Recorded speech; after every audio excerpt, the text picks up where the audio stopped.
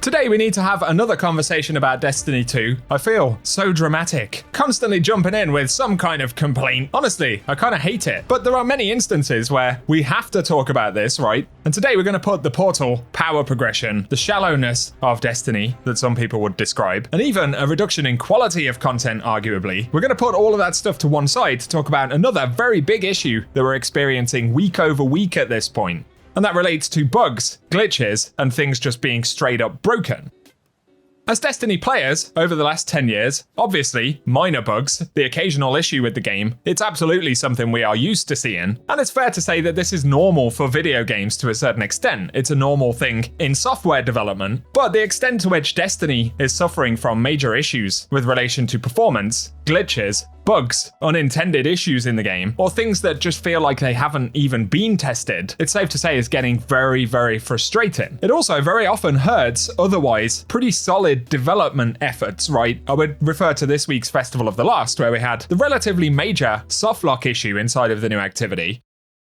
Sure, it's a rehashed activity, and there'll be feedback about the reward quality in Festival of the Lost, specifically for weapon rolls. Outside of that though, Bungie have ensured that we're getting high tier loot, we're getting faster power progression, we're getting a lot of drops. Playtime, technically, in terms of reward, is rewarding right now. But this week's instance of the softlocks in the festival activity is really unfortunate because for everything that Bungie have done which is relatively good, and at least a little bit innovative or a little bit silly and fun, it's certainly spoiled to a degree because we've subsequently encountered issues where the activity can't be completed. And one of the problems is because this is an ongoing, recurring problem with Destiny at the moment, players are already frustrated with the game, so they're kind of preemptively ready to find something wrong with a piece of content and then get even more frustrated by it because it just keeps happening over and over again. There is a psychological element to that. Some people would say that players need to have more patience, and sometimes that's true, but ultimately it lands in Bungie's lap because we shouldn't be seeing this error rate in terms of content dropping with significant issues.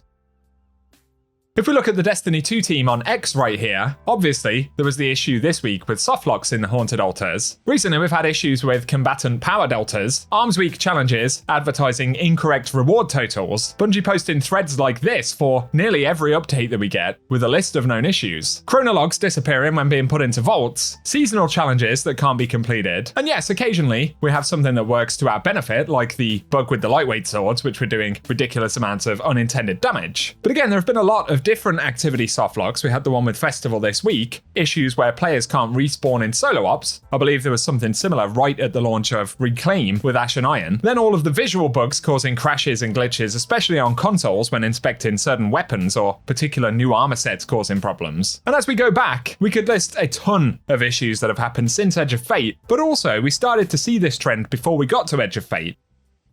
Especially with the episodes that we had, it was noticeable that Bungie were announcing more and more issues in almost every release. Now, it's no secret that if we go back to when Bungie layoffs occurred, one of the big areas where a lot of layoffs actually happened were in Q&A. Initially, that also meant that Bungie were outsourcing Q&A according to reports. And according to IGN, leaders at Bungie once referred to QA testers as non-developers. It is, however, very obvious that with this significant reduction in QA testing, however it works exactly, I'm not a game developer, but whatever's going on, the result is that the game is far more broken and buggy. And because Bungie are fixing a lot of bugs, but also continually developing Destiny 2 in the live game, which again, you can't criticize Bungie for actually making changes that players want, but it kind of compounds the issue with player fatigue because every single week it's like, hey, this isn't quite right, we're going to tune it next week, but then they do it and it doesn't work the way they want it to, or it just feels worse than it did before. They go back to the drawing board, come back in with another patch, and maybe that's actually part of the problem, is that Bungie are developing changes that are supposed to drop in 6 months. Sometimes they pull some of them forward because players are getting too frustrated with the game, but that breaks something else. There has to be, I'll use one of those buzz terms people like to reference, technical debt, and there has to be a degree of that when there's so much going on and so much back and forth constantly changing things.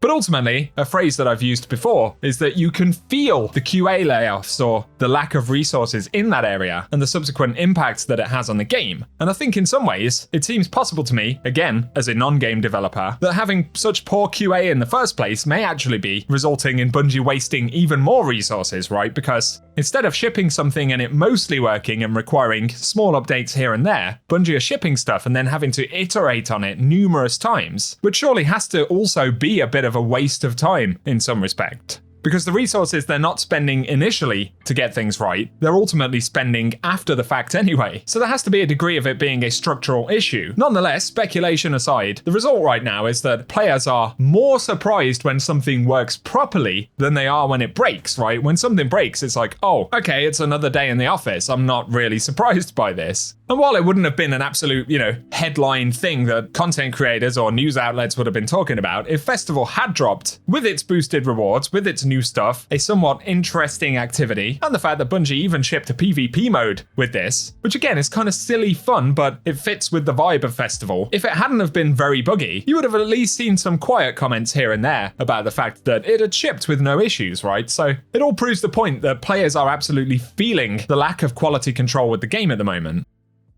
And again, there's a connective tissue between the fact that players are burnt out, exhausted by the constant back and forth and updates, but also exhausted by the fact that for even those who are currently playing the game right now, you get a few hours off on Tuesday evening or whatever it is, you're excited to play the new thing that Bungie ship, and then you're met by a series of things that don't just make the experience feel a bit more janky than it should, but in a lot of instances are actually entirely breaking it, which is absolutely made worse by the fact that sentiment is low and players are fatigued. So I've seen a lot of comments about Festival this week where players were like, hey, I was kind of curious to come and check this Festival stuff out, at least, for a couple of days, pick up some weapons, have some fun with it, and then maybe go quiet again till Renegades. But within the first 30 minutes of signing in, we soft-locked an activity 3 times and failed it, and I just couldn't do it anymore. I turned the game off. And that kind of epitomizes the way that many players are feeling right now, and the result of this lack of quality control on the product overall. I'd say additionally, obviously resource allocation is something we can't necessarily speculate on, but when Bungie should be developing quality of life features, making the game as good as it can be for the next release,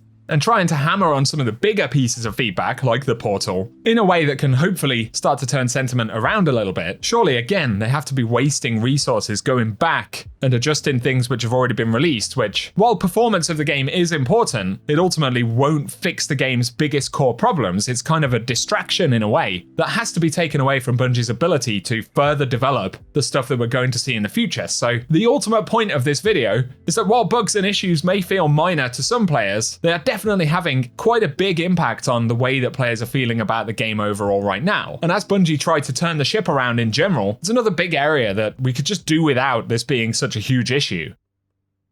Whether Bungie realistically can do anything about it, we'll just have to wait and see, but whoever's in charge and pulling the strings and allocating resources, if there is any way on planet Earth to put more focus back into QA, bug fixing, identifying many of these problems before they actually ship, then that absolutely should be a focus, because I'll give a final for instance in relation to Festival this week. At the rate that activity was actually experiencing softlocks, unless something changed when that went into the live game, I struggle to see how Bungie could have not encountered that internally when testing the activity. Maybe that's another technical component of this problem. Maybe there's something far bigger and more complicated going on, whether it's game engine, technical debt, or whatever kind of buzzwords we throw into the air. Something is seriously wrong, and Bungie need, desperately to be honest, to do something about it. So that's my 2 cents on it. I can't say anymore. I'm just identifying how I feel about it and highlighting what I'm seeing in the community, which is a lot of frustration about these issues. Again, they stand alone in terms of the relationship to